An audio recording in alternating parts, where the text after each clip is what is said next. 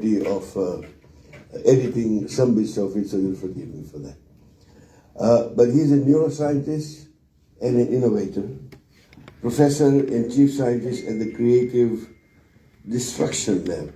That's an oxymoron, creative destruction. I was wondering about that. Maybe you'll talk to us about that. This is at the Cummings School of Medicine at the University of Calgary. He's held many leadership roles, key ones at that, including research director of the Hotchkiss Brain Institute, the department head of cell biology and anatomy for over a decade. He also directed research at the Alberta Children's Hospital and led the university's biomedical engineering program.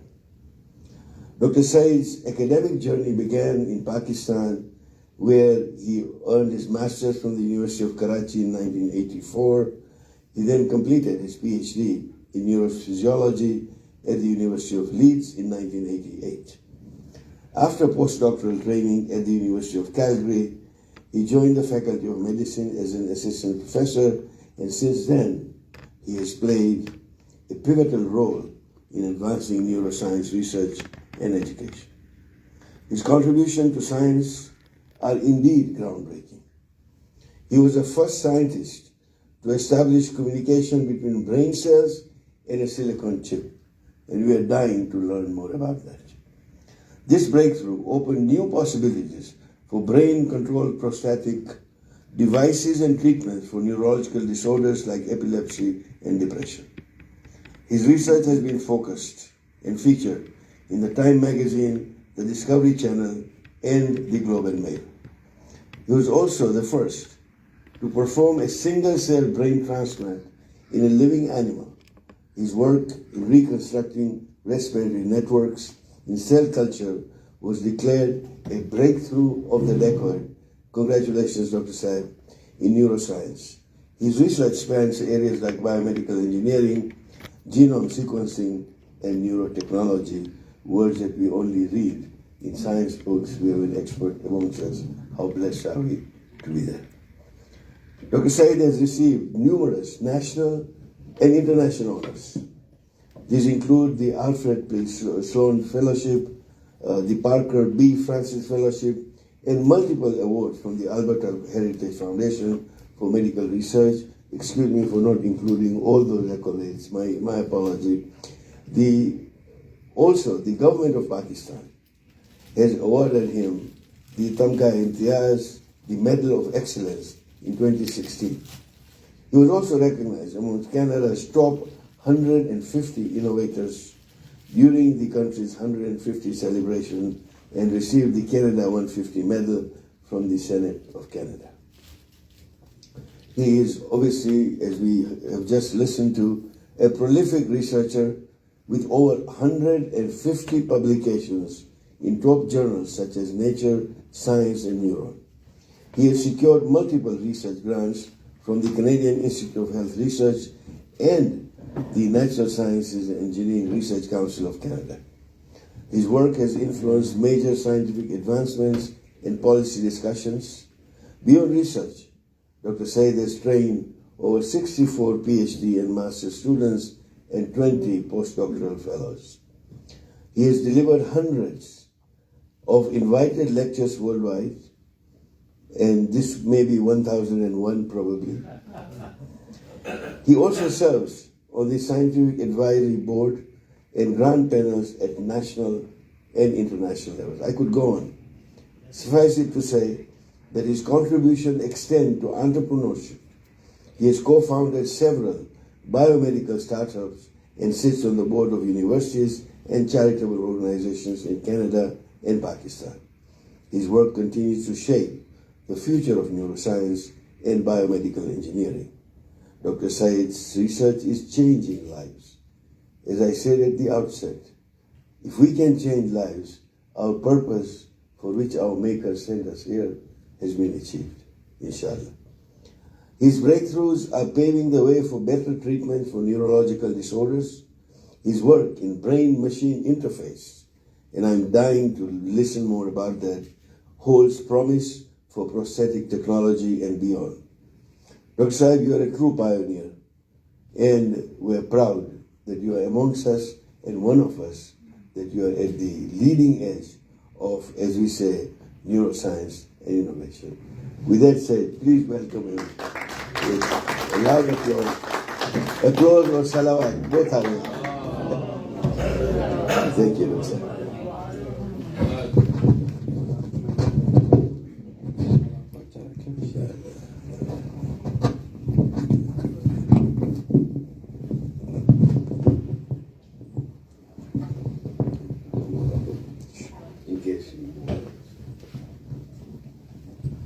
Bismillah ar-Rahman ar-Rahim. Assalamu alaikum.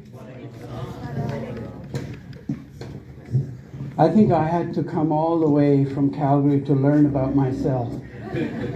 At home, nobody recognizes me for whatever I've done, but may Allah bless you for your generosity, for your kindness, and for your kind introduction, especially to Dr. Madad Ali. He is actually one of the persons that I could never say no to because of his selfless really efforts towards Fatima University. And the name itself is so grandeur and so beautiful that whenever Bibi Fatima Salamullah Alaiha walked in, Prophet peace be upon him will stand up in respect.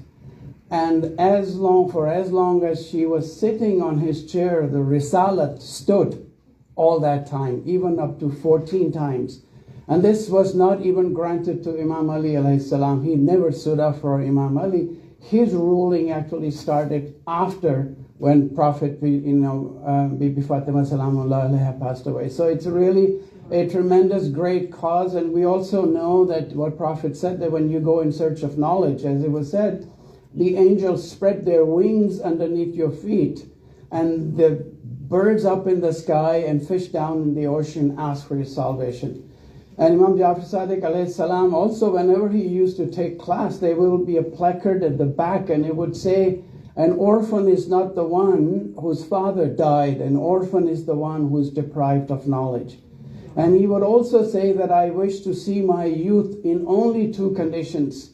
Either they are scholars themselves or in search of scholarship. So I think, seeking knowledge and creating knowledge, and especially I think among our people, is really central for our survival in the years to come. I think this is something that's really important, and kudos to the entire team who's really working hard to put this project, this university, on the front. And I think it really deserves unequivocal support of the community. The snowflakes are probably the most delicate things, but you put it together, it becomes an avalanche. So all of you who are here, you should support this cause any which way that you can to actually provide our youth, a younger generation. This is the only way for our salvation moving forward. Could I have these lights down so that people can see?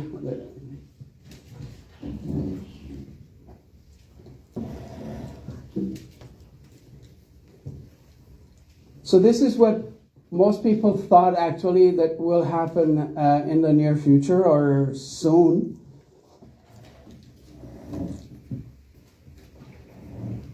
So let me give you my take-home message, just in case, this lunch made you drowsy and you want to fall asleep.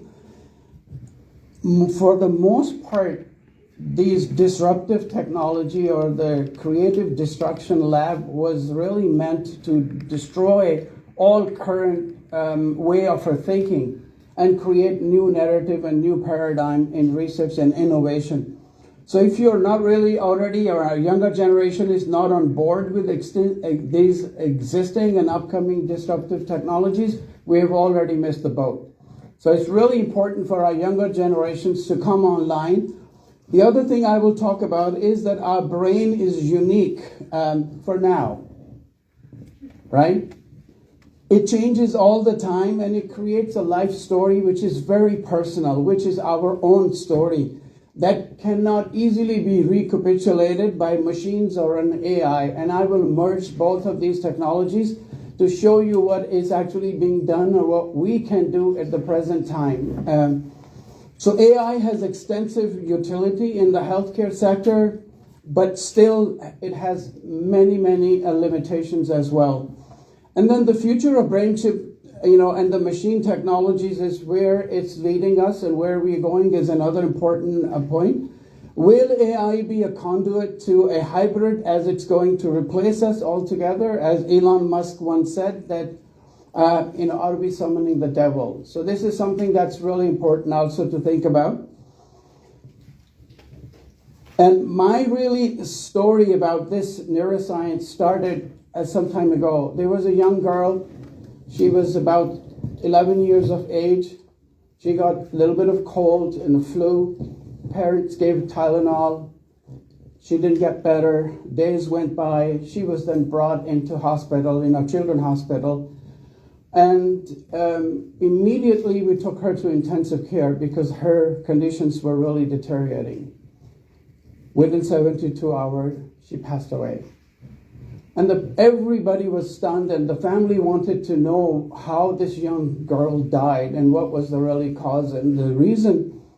And they asked us to do the autopsy. So when you actually we opened the brain, we could see what we call biological tissue. There was nothing that you could deduce about her feelings, about her beliefs, emotions, about Tooth Fairy, about Santa Claus, about getting upset, with friends and also with family as well.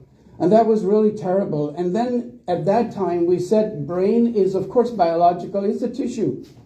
For our Pakistanis, it's usually brain masala, it's a katakat. But it is so incredible organ in our body. We wanted to figure out how do these feelings and emotions come together, right? And during my PhD, I recorded from 12 brain cells, and I thought I walked on water only to realize I was the dumbest person. Because your brain has billions of brain cells, and there is no way for you to be able to record from some brain cells and then imagine that you could understand how brain functions. So that was really number one motivation, and I'll walk you through that as well. So the idea that we really have, if I could get it, especially the young, bright minds, because they are the future. How many brain cells do you think you have in your brain? Take a guess. Anybody else want to challenge her? Billion. 1 billion? Close, very good. It's actually tens of millions of brain cells. There are more brain cells in our brain than there are stars in the Milky Way, right? It is that complex. So when you think about it, it is 2% of your body weight, and it takes up to 20% of blood and 25% of your glucose from your heart. And in Allah, Quran, Allah has declared as fuad, which is seed of intellect. And it is because had it not been for your heart providing energy and ATP to your brain won't function, right? And then billions of neurons are connected through trillions of synaptic connections. So if I am the one who's talking to you, I'm the presynapse, you're receiving this information, your postsynapse, and this microphone is the synapse through which we are communicating. So you can imagine trillions of synapses in your brain. You can think about a tiny piece of a grain. You can put 100,000 brain cells onto it, and it will have billions of synaptic connections. So you can now imagine how really difficult or tough it is to understand. So your brain can actually generate 23 watts of bulb. So you can light a light bulb. I hope that after this talk, maybe a bulb will go light in your brain, and it can light up to and it has 60% of the fat, and continues to grow until 25 years of your age. And then what happens in your spinal cord grows up to 4. So brain really storage capacity is unlimited, and it's a myth that we only use 25%, or some people say 10% of your brain. So, your conscious part of the brain scans 42 frames per second, whereas your unconscious part of the brain scans 1.2 million frames per second. So if I ask you, where's your foot? You didn't know until now, right? And you wiggled it, it hasn't left the room, it's boring me. It's still here. So that is the unconscious part that's also engaged and keep your brain actually functional and active. So when we think about really the brain as the fastest growing organ in a human body, right? It's growing at such a pace you can imagine that the size of the stomach when a baby's growing is this much. And of course, when you become professors or senators or big politicians, I think this shrinks and this grows in size. But it is amazing that the vision starts to really function soon after birth. But your language, it starts at infancy and ends at about 8 years. So if a young girl is learning a second language within that time, or third language, she will put it on the same track. But if you're learning a language after 13 or 14 years, you will always have an accent. We have a Chinese individual who was fluent in both Chinese as well as in English. What happened? He had a stroke. So after stroke, his English was completely gone, but his Chinese was perfectly intact. Because that's a primitive language. It's based on shapes and not on alphabets. And it's stored in a different parts of the brain. So if you look at little goslings, ducks, when exposed to a human being for a very short time period, between 15 hours to 3 days after birth, they bond with that person rather than their own mother. So the voice is so powerful in early developing brains. So this is something to really remember, and that's why we are encouraged to recite Quran even when a baby is in utero. I won't bore you with too many of these details, but I think it's really important because of the gender identity issues that we are facing in our community, especially among our youth. Noticing the detail around you is mindfulness and being present right here, right now, and kind of thinking before acting, and also paying attention to how body is feeling and responding is one of your mindfulness. When you think about brain health, it's the interpretation of your senses, control of movement, mental and emotional processing, and the maintenance of normal behavior and social cognition. When you think about a baby, when a baby's born, it's a clean slate. The brain is really clean slate. Only a brain somewhat organized, can sort out what's worth paying attention to. So a baby will actually pay attention to just about everything. Babies don't know what may be needed for their life, so they pay attention to almost everything. And this is something that's really, really important for younger children when they are raising. I was called into Children's Hospital the other day, and there was an Iraqi family, and they shook their baby so badly that the police came in and they would not allow the family to take the child. And it causes severe damage because the younger girls, are getting married and they don't really know how to handle things. So at that stage, it's really important what children see during early developing brain. That's important. So when you do comparison between brain and computers, they are both machines. And you'll be surprised to learn that I'm saying actually it's a machine. It is a machine. So 100 billion neurons, more than stars in the galaxy, right? And there are trillions of synaptic connections. So the processing capability of our brain is really 200 hertz, which is the speed of sound. It has limited storage capacity and limited space capacity. But when you think about a computer, it's 20 gigahertz, and it is conducting or functioning at the speed of light, which is 300 million meters per second. So in 1 week, what will take humans for 20,000 years to really learn, the computer can actually learn in just no time. So this is really the power of computer, and it's getting even more powerful in a sense that with the coming of now G5 technology, quantum and cloud computing, it is giving even more power to all of these computer systems that we have. Can humans be paired with computer? It's a question that gets often asked, and we know in hospitals there are physician errors. More people are killed because of physician errors in the United States than they are by car accidents, unfortunately. And then you have technology limitations, and then the resource limitations. So can these two, be paired and brought together? This is an important question. But we know that intelligence or artificial intelligence, which is the theory of development of computer systems that are capable of performing, functions that normally requires human intelligence.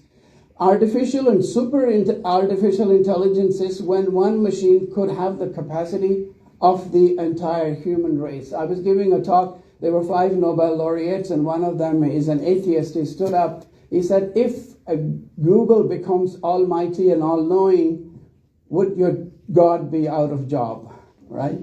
So this is the question that often gets asked, well, what will actually happen in that capacity? And we'll talk about this.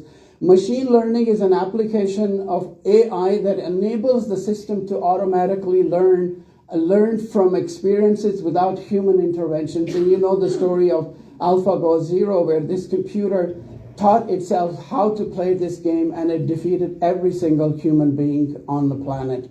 So you know that the really important power is that they can learn themselves. The other problem is the biological intelligence may be superior, but we as humans, we have become less biological and more technological. And that is one of the disadvantages, because the London taxi drivers used to have a big hippocampus where learning and memory occurs, and if you look at them now, their hippocampus has shrunk considerably because they use GPS. So many times, I think the biological intelligence is now going down the hill because of that. What we can do now, predicting chronic diseases using AI, is becoming hypertension, diabetes, kidneys, and similarly, it's actually the accuracy between an AI that we use now in a hospital is 98.9% similar to human diagnosis. So I think that it saves the time, and then also you could really think about physical side effects, emotional burden, cost. All of these things are replacing this. So all those youth who are thinking about medicine in the future, the face of medicine will be completely changed. And if you are not actually already on board, I think you have missed the boat. How many of you actually know about Canadarm in the space station? That arm, that is, so you know that, and that is actually developed on the basis of our technology, which is called NeuroArm. So we have a robot that goes inside the magnet, because it's made out of titanium, to perform brain surgery with absolutely exquisite accuracy. And no humans, the humans actually sit in a very different rooms. So this is what during COVID, we had our, little nurses running around, and also those will be your doctors in the years to come. Also, I think the precision medicine is really playing a very important role. You can look at the facial impressions of individuals, and then you can predict whether the person is depressed or having anxiety, bipolar disorder, and schizophrenia. And it is doing it with such an accuracy, which is really unbelievable. So the question is, from humans to humanoids, where are we? An important takeaway really is that the data is not information. Information is not knowledge. Knowledge is not wisdom. Wisdom requires conscious, and human species are the only ones that have conscious right now. But I think as neuroscientists, we have figured out where human conscious resides in a human brain, and if we can get access to it, I think it's game over for us. And Allah says in the Quran to Ya ayyuhal insan, if you do not behave, you shall be replaced. So I wonder whether we're working on our replacement in the years to come. As Elon Musk said, that are we really summoning the devil, right? That's a really good question. So let me say a few things about, super intelligent AI. And the reason I'm telling you this, because all of this actually came from our first paper we published in 2004, when people said it is impossible to connect any external semiconductor device with brain. And we were the first team to connect. Not only we connected human brain, but we could also recapitulate memory onto a semiconductor chip as well. So now I'll walk you through that. So what it actually entails is, oops, it's gone too fast. So this is, I'm taking you 30 years into future. It should play. Only takes a moment for the unthinkable to become reality. In the near future, tragedy may come with new choices. Imagine you've been in a car crash that killed your daughter. Is she okay? Is she okay? Or has it? Is she breathing? Hey, Is she okay? time of death, 9:17.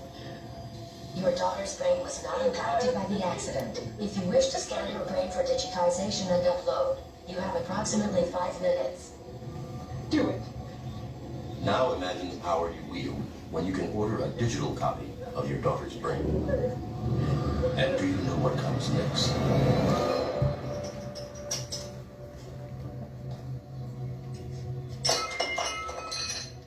Hi, Dad. One day delivered to your doorstep is an artificially intelligent android that will act, look, emote, just like your daughter. Every memory from birth on will remain intact, but she'll also be a walking computer with access to all the world's knowledge.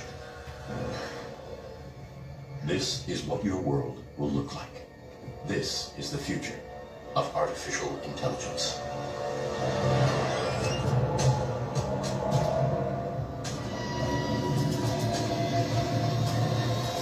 It's the deep future. Your body, gone. You're all computer, all the time. Let me also introduce you to Erica. Only takes a moment for the...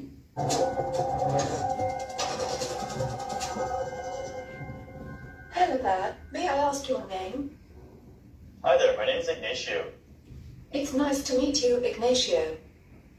So, what country are you from? I'm from Canada. It's pretty cold there, eh? Meet Erica the android. She or it, depending on who you ask, is one of the most sophisticated humanoids ever designed. And she's giving us a glimpse of what a year-million AI might look like. Modern computers are adding to shape. They add very fast, giving the illusion that they're thinking. So, if we don't behave or catch up, I think this is what we'll be at the receiving end.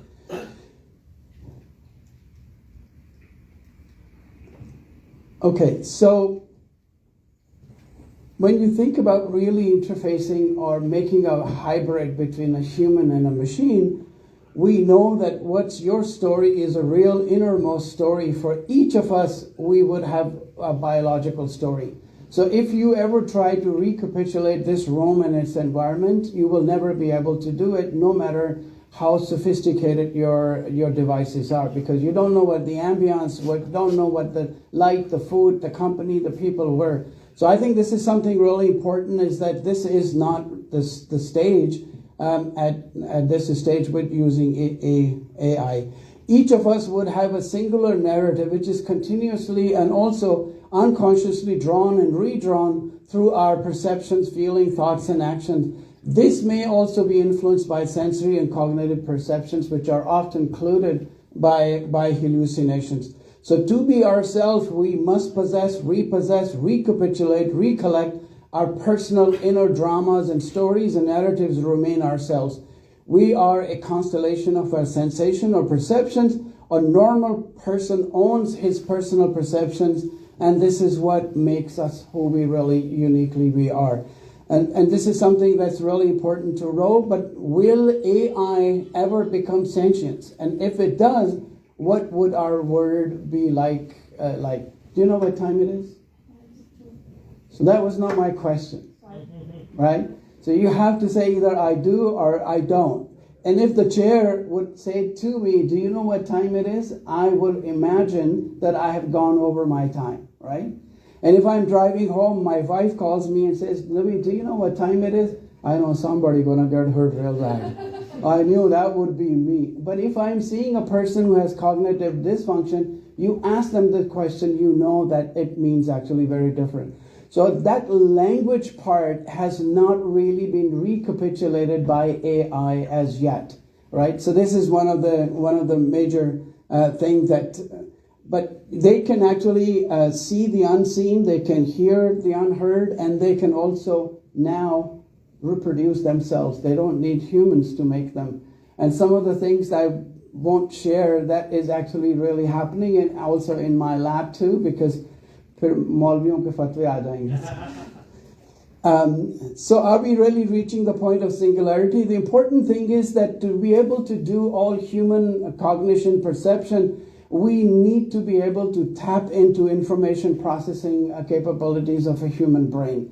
So we have to get in and find out how it works and how it processes all of this information. So we were the first team to actually take that, and people thought we were crazy, we were gone lunatics. The idea was that can you really pair a semiconductor device with a human brain or brain cells at such a level that you create a bionic hybrid whereby the chip can talk to the brain and brain cells can talk back. So creating a two-way link was really central and essential. We really have come a long way. We have now, you can see individual brain cells, different areas of the brain. We can decode them, we can record from them, and we know which part of the brain controls which function. And that has really been done. We published a number of papers cracking that code of human processing. And we know that the genetic environmental factors play a very important role in developing brain circuits and brain cells that fire together. They wire together. If a kitty cat is born, if you put a patch over one of its eye just for a few days, it will be blind in that eye. So children who can't hear, they cannot speak. So brain cells, they fire together, they wire together. If they fire out of sync, they fail to link.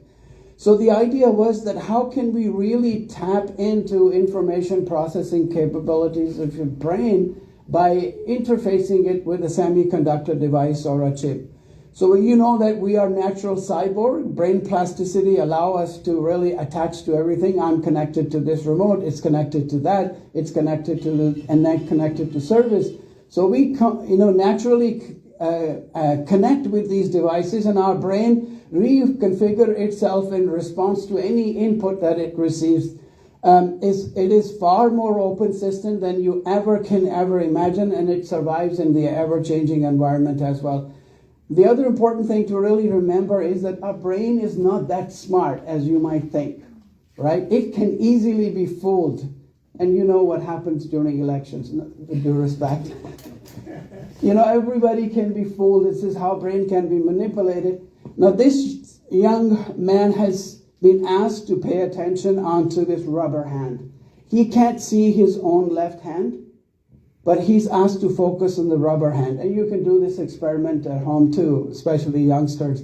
So at the same time, when his actual finger is stroked with a brush, he is focusing on a rubber hand which doesn't belong to him. Let's see what happens. Practice. Here you can see fake hand focusing on it. There's the real hand not focusing on it, simultaneous stroking. And there are various ways you can test it.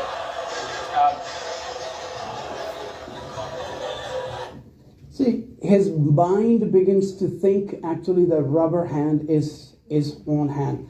And we took advantage of that. It's called phantom limb. We took advantage so we can now connect a prosthetic limb and have it controlled by the same person's own mind, right?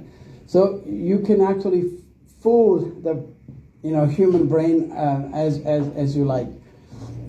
So what we do in our lab also is that brain scan shows that in action. So if I really reach out to grab this bottle and you're scanning my brain, the same area of my brain will get active if I'm only imagining that this is happening, right? And so the visualization can also improve performance, and we are practicing our surgeon to actually learn that. Through translation machine, it taps into the motor program in a person or animal imagining an act, and it decodes the distinctive electric signals into the device that you put through. So I'll show you an example of that. We have this little robot, and we mount electrodes on the scalp, and now whatever Thomas is imagining, actually it's controlling that robotic monkey. So if he blinks, it will blink. If he opens his mouth, and we can also have them actually turn the lights on and off. So by just thinking about, we can bring in young youth who they have never really been trained. We mount these electrodes, and whatever this young boy will do, monkey will actually copy him. So we know different parts of the brain. So we ask him to control this cube in a tunnel, go up or down. He's only imagining, go up, down, left, right, or go deep. We paired it to actually fly a drone by just thinking about it, and I'll show you. So there are many really interesting things you could do without any invasive. So this young girl doesn't know where this car is, and she needs to bring it back.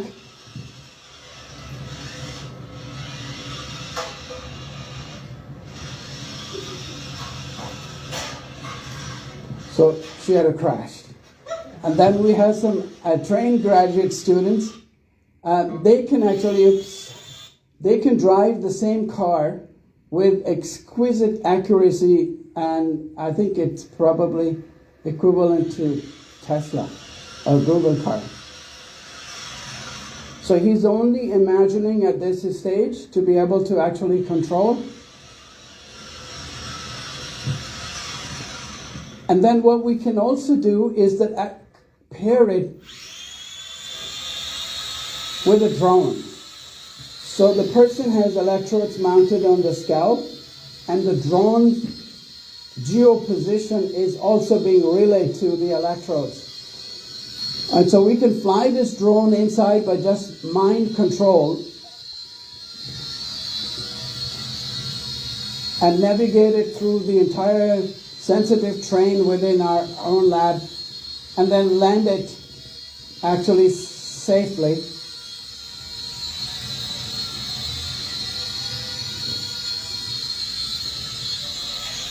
I know you're all a bit sensitive about flying planes these days.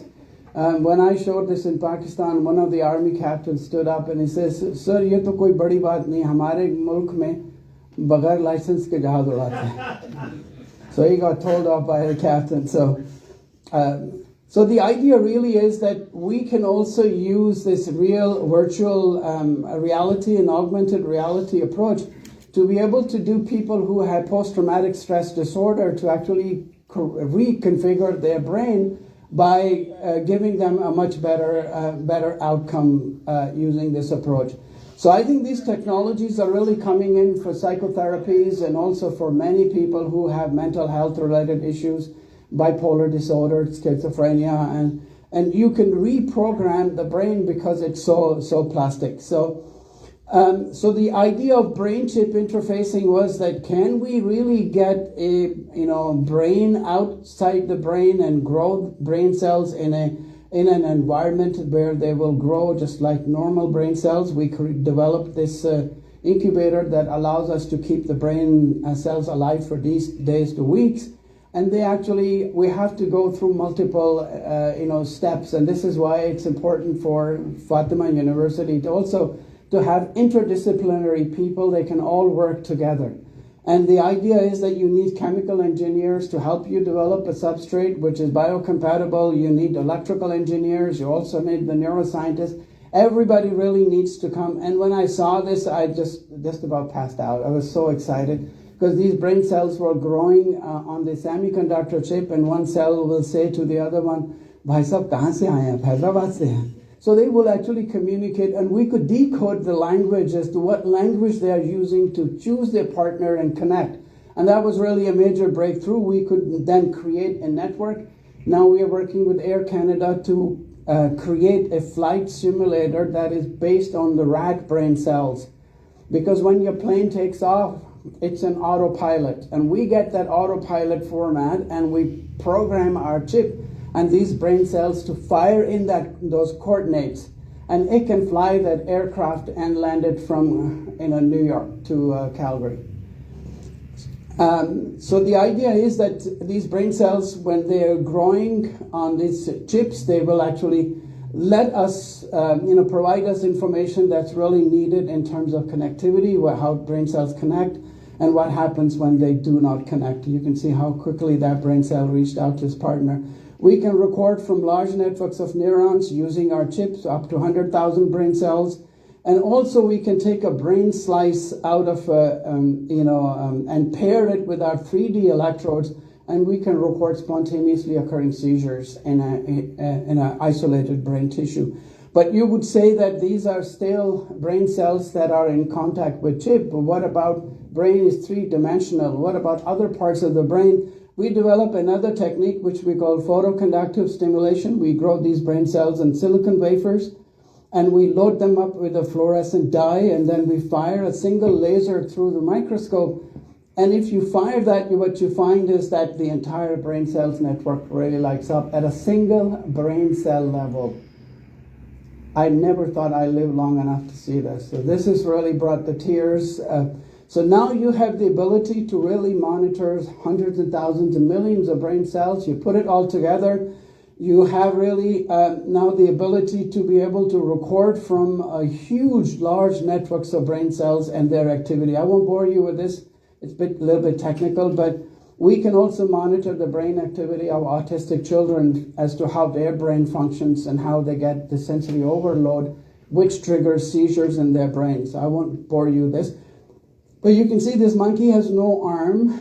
So if you attach a prosthetic limb and you put the chip in the sensory motor cortex, the monkey's visual cortex will make contact with the food palate, and then it talks to its sensory motor cortex. When the sensory motor cortex fires, we have a chip planted inside, and the chip now becomes the remote control which controls the prosthetic limb as if it is part of its own body. So I think moving forward, people who lose their arms or legs, you can actually connect them and have them be controlled by their own brain. And I could have actually showed you, but I think Trump won't allow me to come back again. We had these big giant crabs, and we take out their brain, but their nerves are still active in crustaceans. So what we did was we took out the brain of this crab, we put a chip inside, and the chip was programmed to get it to locomote. So that it has no brain, it is completely anesthetized, and I can use my remote control to get this crab going.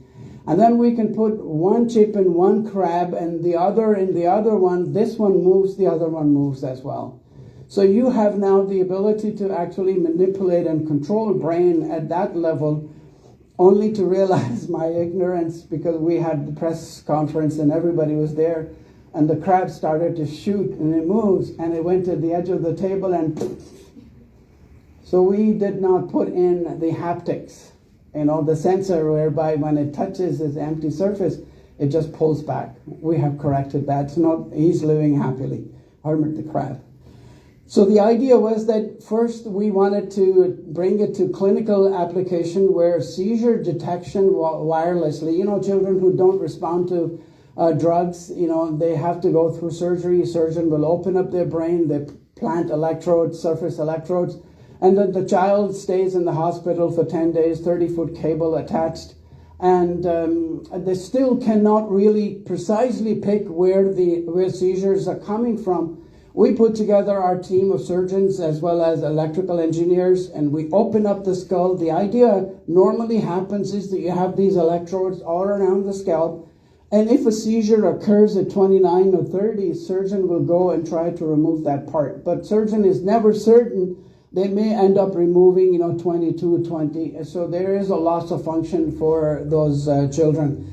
And what we have done is to actually develop a chip which is MR compatible, and it's completely wireless, and it is flexible. So when you plant this chip inside the brain, you could actually have a little dongle that sticks out. So whenever this child will seize, it creates a 3D tomogram, and it generates that image and it sends this to surgeon that, look, out of these 30 places, this is the exact area where the seizures are coming from. So the surgeon can actually go in and take out that part. We are now working with Apple technology, or hopefully 20 or 21, where we will have a cochlear implant. The moment a person is having seizure, it automatically dials their cell phone and it tells them, you're about to have seizures, sit down. I just dialed 911. I have turned the GPS locator. The ambulance knows exactly where you are. Sit down, and the help is on its way. So the idea really is to be able to really use this technology, and we can pick up every single seizures that happens, even in different levels of in that case. So we can do a lot, but unfortunately, for some things you need rishta.com, right? Or whatever the other things are using our younger people. Sorry? Yeah, so that kind of stuff is being used, but this is something now. But I'm really privileged to be, and I had the opportunity to work with so many brilliant students, young minds, and nothing gives me greater joy than to see people who stood on my shoulders. They see much further than I did at my time. So in them, you actually live vicariously forever. I think this is the key for any integration. So now to Fatima University and the concept that you've been talking about, and I'll share my own experience that what we are building in Pakistan. I think if we could recapitulate it here in this country, I think it will be really phenomenal. So शहर को छोड़ के गाँव की तरफ आते हैं, लाल थक जाएं तो माँओं की तरफ आते हैं. At the end of the day, it is really something to give back to your own country. So we came up with the idea of Pakistan International University because I created the actual biomedical engineering program for Canada, the entire country. The idea was that can we bring the golden age of Islam back? That was really the key. When Imam Jafar Sadiq alayhi salam used to have his class, there will be 18 different classes at the same time. And you can pick and choose wherever you really wanted to go. It's just an integrated, open learning concept. So the idea is can we actually bring that concept back, develop a world-class model of innovative, interdisciplinary research in education, and focus both on applied research and with the business acumen. So you go from bench to bed and then beyond, which is the market. And I think this is what our community really needs to be able to do. And we have started now what we call the Shark Tank, where we have youth in our community. We ask them to pitch an idea, and we put them together with people who are interested in investing in that company. So in our city, we have created now wealth of $1.2 billion. It's the younger generation that has really very creative and ideas that could be exploited. So accelerate the development and commercialization of really in-house generated technologies in the area of biomedical engineering, life sciences, drug discovery, robotics, artificial intelligence, machine learning, and many other aspects, and forge partnership and collaboration with like-minded industry and academic institutions. I think Fatima University is also, the team really here needs to think about an interdisciplinary approach so you raise the tide so all boats can come up. And that's really what the idea is here. Vision is have an international leader in really solving real world problems. This is what Muslims did. When you look at Abu Ali Sina, 10 years he was Hafiz al-Quran, 16 years he was performing surgeries, right? In astronomy, physics, chemistry. No other nation has ever produced polymaths the way Islam has. We should really take pride in our own heritage, in our own lineage, rather than really moaning and groaning and letting other people tell us that, you guys are just useless.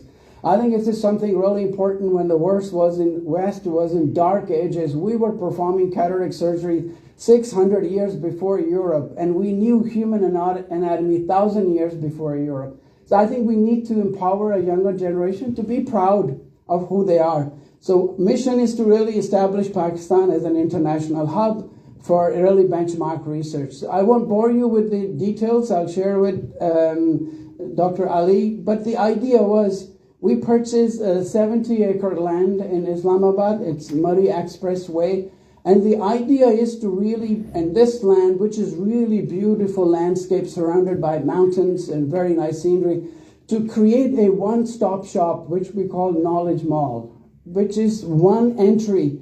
And then it has 5 different wings, and each and every wing is robotics, artificial intelligence, machine learning, to biomedical engineering, to life sciences and physics and chemistry, and the industry is actually sitting by its side. So the idea is that any technology that you develop, you can file the patent, you could do the prototyping on site, and then you can take it to the market, right then and there. And so the university is under construction. It's all solar panels. It has really state of the art, meet the accreditation of all Western standards as well, and then have it interdisciplinary students work together and to solve real world problems. I think, a model such as this for Fatima University will be very befitting, because you don't need a huge infrastructure which is spread across a huge area. So you have a consolidated platform in one place. You take the education, industry, research, all in one go, whereby you have actually bright young students who are really working. This is my lab. Students are working together in different areas and recording. And then seeking really partnership with government. Imran Khan, when he was in power, we got free hand, and now that the government changes, so you have to get back in line again. But things are moving really forward. So I will stop here and be happy to take questions. But the important thing really is that when we are thinking about this university, especially in Houston, which I think is an ideal place to have, so think about maybe an integrated learning environment where you have one-stop shop, and then you create everything where students can actually work together. We have created in our university a coliseum whereby we can bring youth from high school, grade 12 students, and they will work through our units for a month or 2 months, and then we can gauge their interest. If you like gulab jamun or jalebi, you don't take it when you go fishing, but you take what fish likes. So I think it's important for us to be able to learn what the tendencies of our youth really are. And then how can we foster this and take them to the next level and let them be as best in their respective area as they can be. So I'm sorry I've taken too much of your time, but thank you for your attention. Happy to take any questions you might have.